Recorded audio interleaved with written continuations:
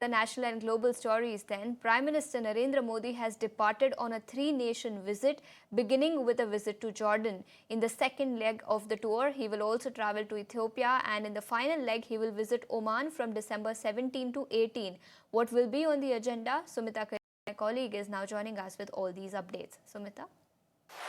That's right. The Prime Minister embarks on a three-nation visit to Jordan, Ethiopia and Oman. And in that very order, the Prime Minister is going to visit all of these three geographies.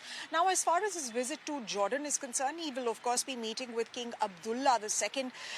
Sometime this evening is when these conversations between the Prime Minister and between King Abdullah are set to happen. He's also expected to meet with the business community, in Oman as well. So there are going to be talks around trade, around economic ties, bilateral ties, and of course there will be a whole review of the ties that exist between the two sides.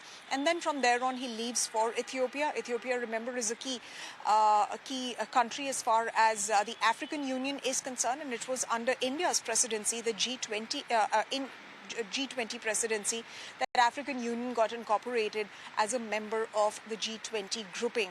So of course, as far as his Ethiopia stretch of the is concerned, he will be meeting the Prime Minister of Ethiopia, and this is the Prime Minister's first visit to Ethiopia. It comes in as the Prime Minister is all set to hold a wide-ranging set of discussions on South-South cooperation in trade diversification. And then, of course, the very crucial stretch to Oman happens. Of course, sources have suggested that the Prime Minister is expected to sign on the India-Oman FTA. These talks have gotten concluded after 5 rounds. And, of course, Oman is a very significant member for India trade for exports. It's the third largest export destination as far as the Gulf Cooperation Council is concerned. The GCC group of countries is concerned. If we look at bilateral trade, well, bilateral trade between India and Oman stood at $10.6 billion. Overall, the FTA will look at liberalisation in trade, liberalisation in services as well, and investment as well. So this CEPA is definitely high on the agenda. It's high on the priority of both the sides. In fact, we are also given to understand that India's Commerce and Industry Minister Piyush Goyal could also be visiting Oman as far as this key FTA signing is concerned. But what else could be expected?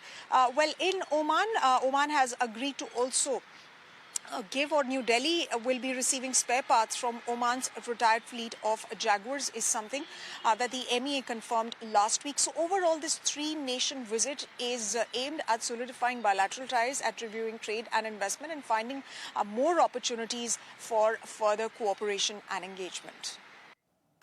Sumita, thanks so much for joining us with all those details. But shifting focus to some other national stories, Delhi woke up to dense fog today. IMD has